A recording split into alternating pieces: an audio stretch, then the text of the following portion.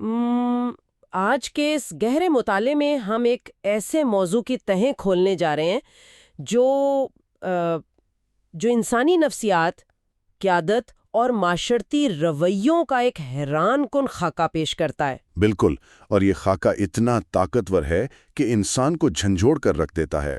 جی ایسا ہی ہے۔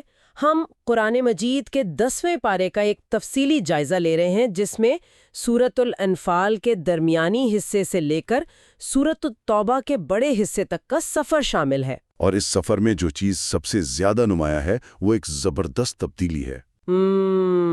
اسی تبدیلی کو ہم نے سمجھنا ہے۔ ہمارا آج کا مشن بھی یہی ہے کہ اس کو ڈی کوڈ کریں۔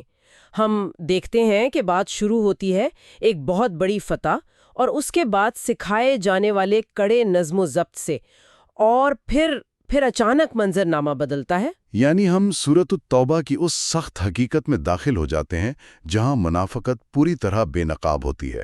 بالکل بے نقاب ہوتی ہے، اور سچی وفاداری کا ایک ایسا معیار سامنے آتا ہے جو واقعی سوچنے پر مجبور کر دیتا ہے۔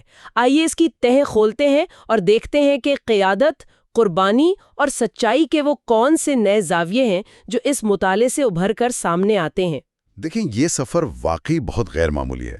یہاں جو بات سب سے زیادہ قابل غور ہے وہ یہ ہے کہ ہم محض کسی پرانی تاریخ یا جنگی داستانوں کا مطالعہ نہیں کر رہے ہیں۔ جی ظاہر ہے، یہ صرف ہسٹری کا لیسن تو نہیں ہے۔ بالکل نہیں ہے۔ ہم دراصل اس عمل کو سمجھ رہے ہیں جس کے تحت کوئی بھی معاشرہ، چاہے وہ آج کے دور کا ہی کیوں نہ ہو، وہ حق اور باطل کے درمیان لکیر کیسے کھینچتا ہے۔ یعنی پرکھنے کا معیار کیا ہے؟ جی، یہ ذرائع ہمیں بتاتے ہیں کہ صرف کامیاب ہو جانا یا کوئی مقابلہ جیت لینا کافی نہیں ہوتا۔ فتح یاب ہونے کے بعد آپ کا رویہ کیا ہے، اور مشکل وقت میں آپ کے ارد گرد موجود لوگوں میں سے کون سچا ہے اور کون صرف مفاد پرست ہے، یہ وہ اصل سوالات ہیں جو کسی بھی قوم کے مستقبل کا فیصلہ کرتے ہیں۔ اور اس رویے کی سب سے بہترین اور میں کہوں گی حیران کن مثال ہمیں غزوہ بدر کے فوراً بعد ملتی ہے۔ بالکل، بدر کا معرکہ اس کی سب سے بڑی مثال ہے۔ ذرا ہم اس منظر کا تصور کریں۔ مسلمانوں کی ایک چھوٹی سی جماعت نے، جن کے پاس نہ تو کوئی خاص جنگی ساز و سامان تھا اور نہ ہی کوئی بڑی تعداد، انہوں نے اپنے وقت کی ایک بہت بڑی فوج کو شکست دے دی ہے۔ ایک ناممکن سی فتح تھی۔ ہاں، تو عام انسانی نفسیات تو یہ کہتی ہے نا کہ اس وقت جشن کا سما ہونا چاہیے تھا، لوگ اپنی بہادری کے قصے سنا رہے ہوتے، لیکن جو مواد ہم پڑھ رہے ہیں وہ بتاتا ہے کہ سورۃ الانفال اس فتح کے فوراً بعد نازل ہوئی، اور اس نے جشن منانے کے بجائے فوراً انہیں کچھ بنیادی اصولوں کا پابند کر دیا۔ ایک انتہائی سخت نظم و ضبط سکھایا گیا۔ بالکل، کامیابی کے عین عروج پر اصلاح کا یہ تصور بظاہر بہت عجیب لگتا ہے نا؟ اچھا، اگر ہم انسانی نفسیات کی گہرائی میں جائیں نا تو یہ بالکل بھی عجیب نہیں ہے، بلکہ میں تو کہوں گا کہ یہ انتہائی ضروری قدم تھا۔ وہ کیسے؟ غزوہ بدر کے بعد کا یہ مرحلہ دراصل انسان کی سب سے بڑی اور خطرناک خامی کو نشانہ بناتا ہے، اور وہ خامی ہے غرور۔ تکبر۔ جی بالکل۔ ہوتا یہ ہے نا کہ جب انسان کو کوئی بہت بڑی اور غیر متوقع کامیابی ملتی ہے تو اس کا نفس اسے یہ باور کرانے کی کوشش کرتا ہے کہ یہ سب اس کی اپنی قابلیت، اس کی اپنی سمارٹ حکمت عملی اور اس کی طاقت کا نتیجہ ہے۔ وہ سمجھتا ہے کہ میں نے اپنے زور بازو سے یہ سب حاصل کیا ہے۔ بالکل۔ تو سورۃ الانفال انسان کو کامیابی کے اس خمار میں اندھا ہونے سے بچاتی ہے۔ وہ اسے حقیقت کے آئینے کے سامنے کھڑا کر دیتی ہے تاکہ وہ زمین سے جڑا رہے۔ اسی حقیقت کی عکاسی سورۃ الانفال کی آیت 17 میں بہت طاقتور انداز میں کی گئی ہے۔ اس میں کہا گیا ہے کہ اور تم نے انہیں قتل نہیں کیا بلکہ اللہ نے انہیں قتل کیا۔ یہ الفاظ سیدھا انسان کے اس تکبر پر ضرب لگاتے ہیں جو کامیابی کے بعد پیدا ہوتا ہے۔ لیکن یہاں ایک سوال ذہن میں ابھرتا ہے اور میں چاہوں گی کہ ہم اس پر تھوڑی بحث کریں۔ آج کے دور میں ہم مسلسل یہ سنتے ہیں کہ بھئی کامیابی تو محنت، زبردست حکمت عملی اور ذہانت سے ملتی ہے۔ جی، آج کل کا پورا مائنڈ سیٹ ہی یہی ہے۔ تو کیا اس کا مطلب یہ لیا جائے کہ انسان کی اپنی محنت کی کوئی حیثیت نہیں رہی؟ دیکھیں، یہ ایک بہت اہم اور بنیادی سوال ہے۔ اس آیت کا مطلب ہرگز یہ نہیں ہے کہ انسان ہاتھ پر ہاتھ رکھ کر بیٹھ جائے اور کچھ نہ کرے۔ محنت تو کرنی پڑے گی۔ محنت اور حکمت عملی تو شرط ہے۔ بدر کے میدان میں بھی مسلمانوں نے اپنی پوری صف بندی کی تھی، وہ لڑے تھے، لیکن یہ اصول ہمیں یہ سکھاتا ہے کہ انسان کا کام صرف کوشش کرنا ہے، جبکہ اس کا نتیجہ نکالنا اور اسے کامیابی میں بدلنا خالصتاً اللہ کا کام ہے۔ یعنی ہم صرف بیج بو سکتے ہیں، فصل اگانا ہمارے ہاتھ میں نہیں ہے۔ شروع کرتا ہے یا کوئی ڈیجیٹل دنیا میں مواد بناتا ہے اور وہ راتوں رات وائرل ہو جاتا ہے۔ آج کل تو یہ بہت عام ہے۔ جی، تو وہ سمجھتا ہے کہ اس کا الگوریدم کو سمجھنا یا اس کی بہترین مارکیٹنگ کی حکمت عملی اسے یہاں تک لائی ہے۔ حالانکہ کتنے ہی لوگ وہی سیم حکمت عملی اپناتے ہیں اور ناکام ہو جاتے ہیں۔ بالکل۔ تو جب ایک پروفیشنل انسان یہ تسلیم کر لیتا ہے کہ اس کی محنت صرف ایک ذریعہ تھی اور اصل کامیابی اوپر والے کی عطا ہے، تو اس کے اندر سے تکبر ختم ہو جاتا ہے، وہ شکر گزار بنتا ہے۔ اور شکر گزاری وہ واحد چیز ہے جو انسان کو عروج پر پہنچ کر بھی گرنے نہیں دیتی۔ بے شک۔ یہ تو ایک بہت ہی خوبصورت توازن ہے محنت اور شکر گزاری کے درمیان۔ اسی طرح کی ایک اور سوچنے پر مجبور کر دینے والی بات سورۃ الانفال کی آیت 28 میں ملتی ہے، جہاں مال اور اولاد کا ذکر ہے۔ جی، یہ ایک اور بہت گہرا تصور ہے۔ عام طور پر تو ہم یہی سمجھتے ہیں نا کہ جس کے پاس بہت پیسہ ہے یا جس کا خاندان بہت خوشحال ہے، اس پر تو خدا کی خاص رحمت ہے۔ لیکن یہاں ان دونوں چیزوں کو فتنہ یعنی آزمائش قرار دیا گیا ہے۔ یہ تصور ہماری روزمرہ کی سوچ سے بالکل الٹ ہے۔ بالکل الٹ ہے، اور یہی وہ جگہ ہے جہاں ہمیں اپنے نظریات کو دوبارہ ترتیب دینے کی ضرورت پڑتی ہے۔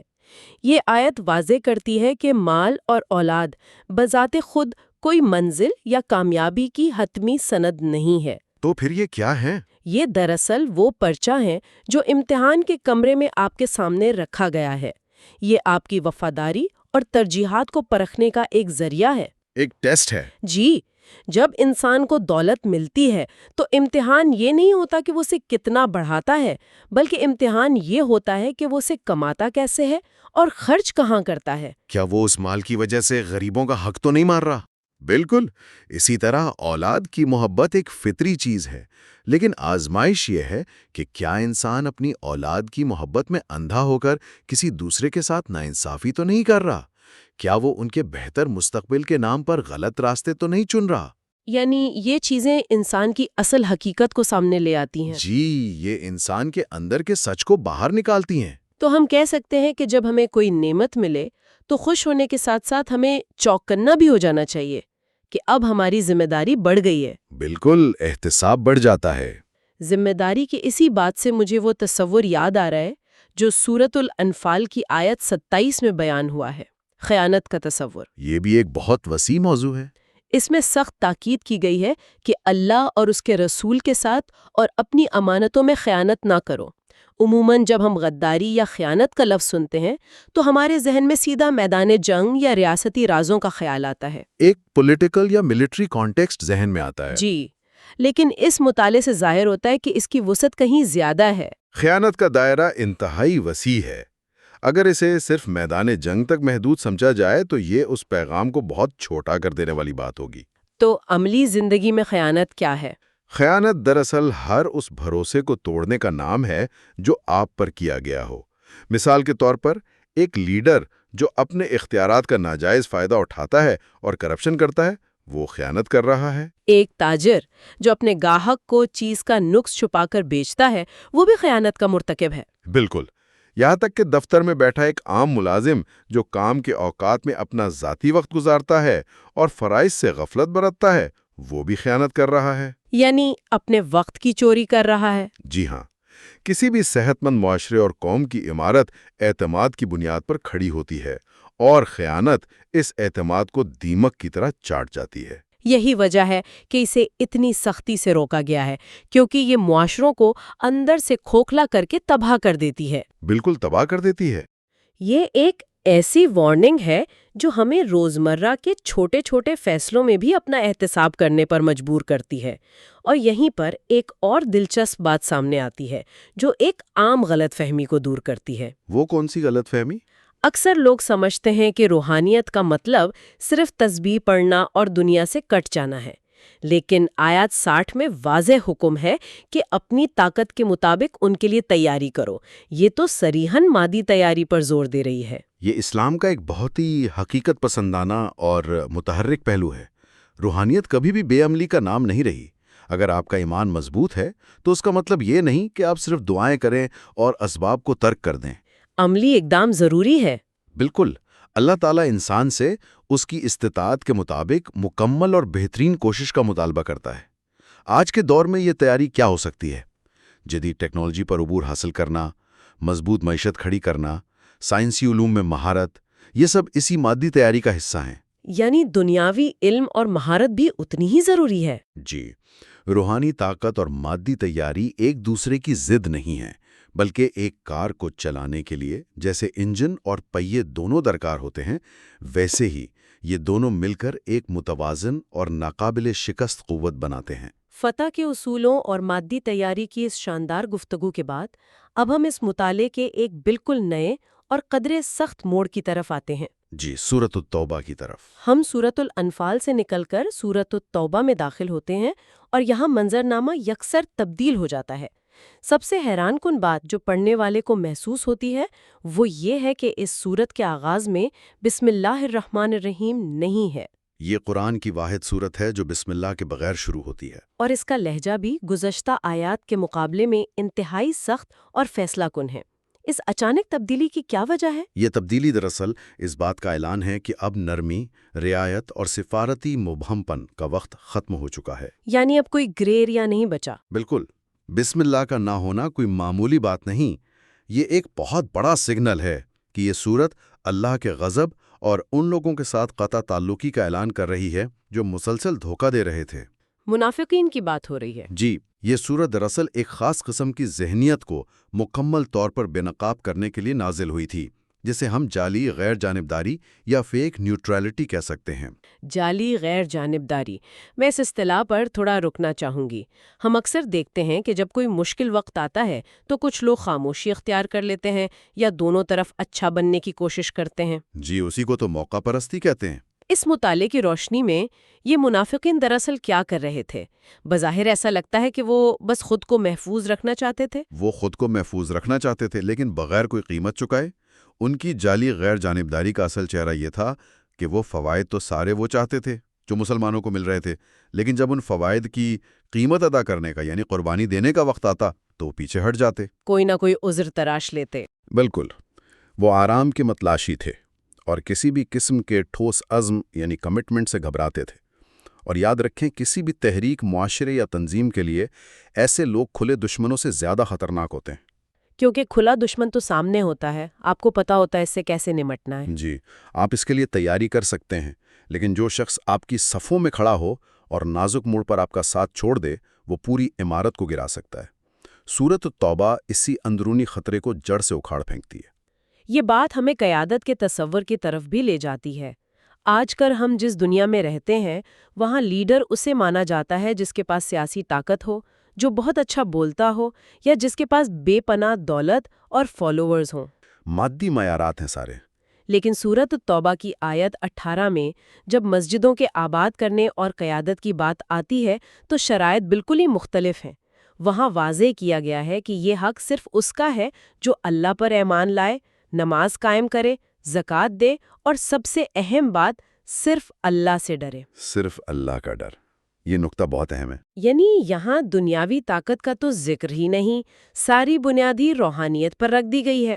اور یہی وہ معیار ہے جو سچی اور کھوکھلی قیادت کا فرق واضح کرتا ہے۔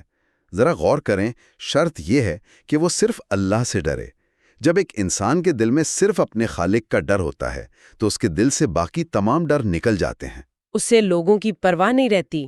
اسے نہ تو اپنی کرسی چھن جانے کا ڈر ہوتا ہے، نہ کسی دنیاوی سپر پاور کا خوف، اور نہ ہی اپنی مقبولیت کم ہونے کی فکر۔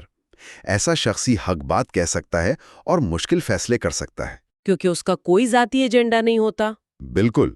دنیاوی لحاظ سے جس کے پاس پیسہ اور طاقت ہے وہ شاید لوگوں کو کچھ دیر کے لیے کنٹرول کر لے، لیکن لوگوں کے دلوں پر راج اور حقیقی رہنمائی صرف وہی کر سکتا ہے جس کی روحانی بنیادیں مضبوط ہوں۔ سیاسی طاقت سے پہلے روحانی طاقت کا ہونا ایک لازمی شرط ہے۔ مجھے یہاں ایک واقعہ یاد آ رہا ہے جس کا ذکر اس مطالعے میں بہت تفصیل سے موجود ہے، اور وہ آیت 107 میں آنے والا مسجد زرار کا واقعہ ہے۔ یہ واقعہ تو واقعی انسان کو سوچ میں ڈال دیتا ہے۔ بالکل، یہ ایک ایسی عمارت تھی جسے باقاعدہ مسجد کا نام دیا گیا تھا، لیکن اس کی بنیاد تقوی پر نہیں بلکہ مسلمانوں کو نقصان پہنچانے، کفر کو تقویت دینے اور ان کے درمیان تفریقہ ڈالنے پہ رکھی گئی تھی۔ یعنی بظاہر ایک نیک کام لیکن نیت بری۔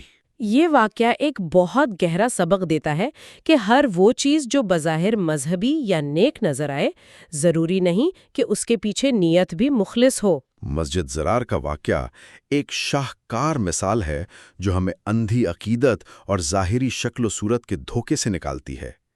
یہ بتاتی ہے کہ اصل اہمیت عمارتوں، لیبلز یا ظاہری اعمال کی نہیں ہوتی، بلکہ اس نیت کی ہوتی ہے جو اس کے پیچھے کار فرما ہے۔ اگر نیت ہی خراب ہے تو وہ عمارت کسی کام کی نہیں۔ جی، اگر ایک کام بظاہر بہت نیک لگ رہا ہے، جیسے کہ ایک مسجد بنانا، لیکن اس کا پوشیدہ مقصد لوگوں کو تقسیم کرنا یا اپنے کسی مذموم ایجنڈے کو آگے بڑھانا ہے، تو اس کی کوئی روحانی یا اخلاقی حیثیت نہیں ہے۔ یہ ہمیں سکھاتا ہے کہ حقائق کو ان کے پس منظر اور لوگوں کی نیتوں کی کسوٹی پر پرکھنا چاہیے۔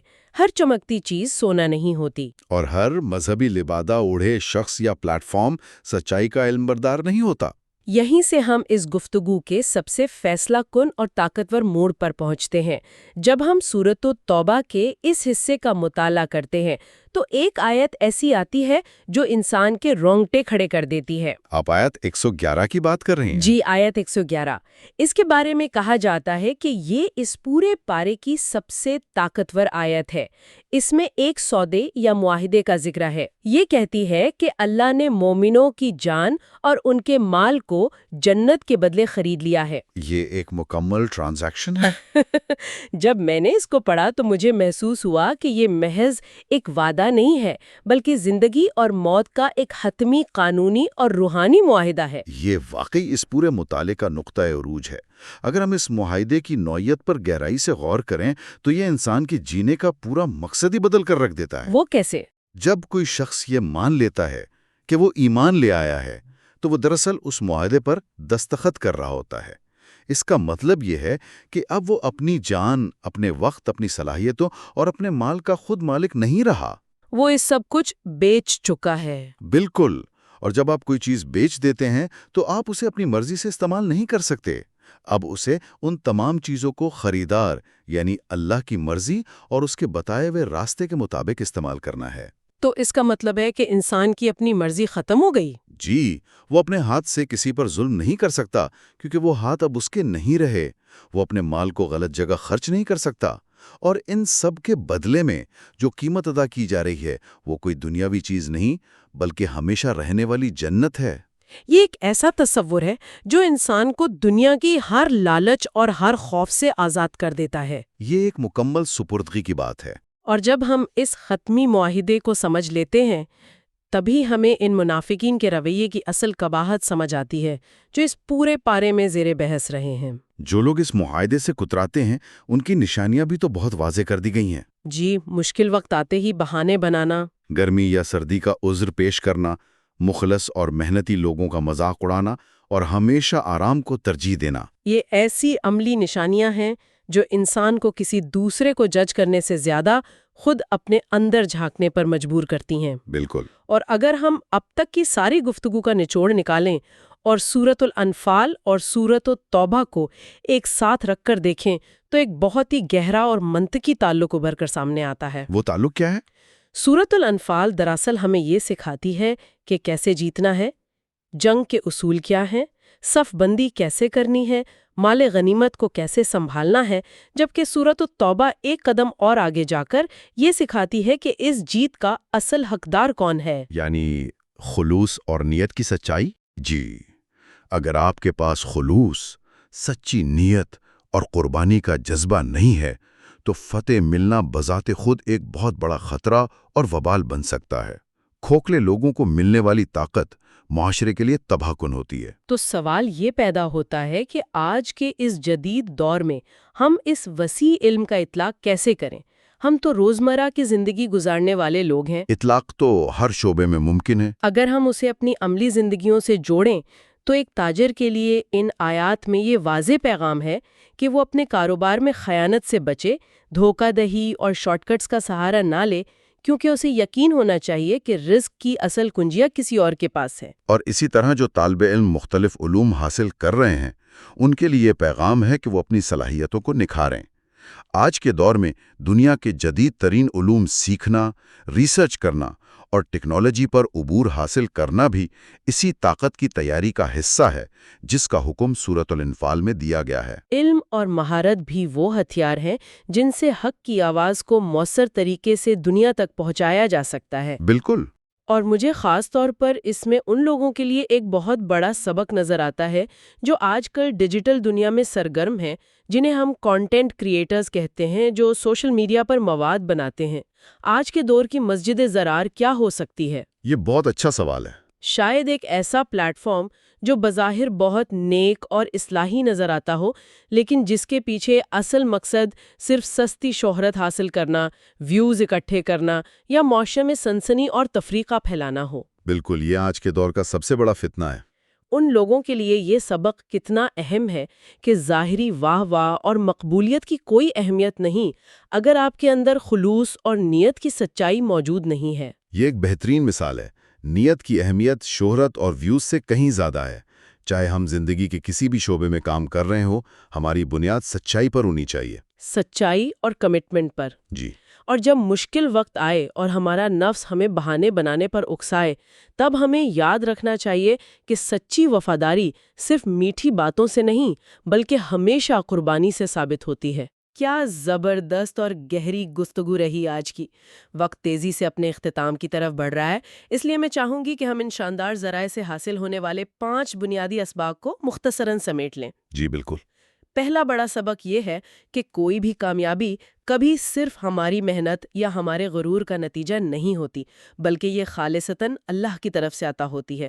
اس لیے تکبر کے بجائے شکر گزاری اپنائیں۔ درست۔ دوسرا سبق یہ کہ آزمائشیں ہمیشہ غربت یا بیماری کی شکل میں نہیں آتی، بلکہ اکثر مال اور اولاد جیسی نعمتوں کے روپ میں آتی ہیں جو ہماری ترجیحات کا امتحان لیتی ہیں۔ تیسرا سبق یہ کہ منافقت کی سب سے بڑی پہچان یہ ہے کہ وہ مشکل وقت میں ہمیشہ عذر تراشتی ہے اور بہانوں کے پیچھے چھپتی ہے۔ اور چوتھا سبق یہ ہے کہ سچی وفاداری اور ایمان صرف زبانی دعووں کے محتاج نہیں، بلکہ یہ ہمیشہ کسی نہ کسی شکل میں قربانی مانگتے ہیں، چاہے وہ مال کی ہو، وقت کی ہو یا اپنی خواہشات کی ہو۔ بالکل۔ اور پانچواں اور شاید سب سے اہم سبق یہ ہے کہ جنت جیسی حتمی منزل کے حصول کے لیے آدھے ادھورے ارادے کام نہیں آتے۔ اس کے لیے مکمل عزم، وابستگی اور اپنی پوری زندگی کو ایک سچے معاہدے کے تحت گزارنا ضروری ہے۔ آج کے اس شور و غل اور معلومات کے سیلاب سے بھرے دور میں سننے والوں کے لیے ان اصولوں کا فہم یہ سکھاتا ہے کہ انسان اپنی زندگی میں مادی کامیابیوں کی اندھی دوڑ اور دل کی خالص نیت کے درمیان کیسے ایک خوبصورت اور پرسکون توازن قائم کر سکتا ہے۔ یہ اصول محض کسی پرانے دور کی تاریخ نہیں ہے، بلکہ یہ آج اور ابھی ہمارے ہر روز کے فیصلوں میں ہماری رہنمائی کرنے کے لیے زندہ ہیں۔ یہاں ایک آخری بات جو میں سننے والوں کو سوچنے کے لیے چھوڑنا چاہوں گا، اور یہ ایک ایسا پہلو ہے جس پر شاید ہم روزمرہ کی زندگی میں غور نہیں کرتے۔ جی فرمائیں۔ ذرا سوچئے، اگر سورۃ التوبہ کی آیت 111 کے اس حتمی معاہدے کے تحت ہماری جان، ہمارا مال اور ہماری تمام تر صلاحیتیں پہلے ہی بک چکی ہیں اور ہم ان کے مالک رہے ہی نہیں، تو پھر ہم زندگی کی روزمرہ ناکامیوں، کیریئر کے زوال یا مالی نقصانات پر اتنی گہری مایوسی اور دکھ کا شکار کیوں ہو جاتے ہیں؟ کیا انسان واقعی کچھ کھو سکتا ہے جب وہ ان چیزوں کا حقیقی مالک ہی نہیں ہے؟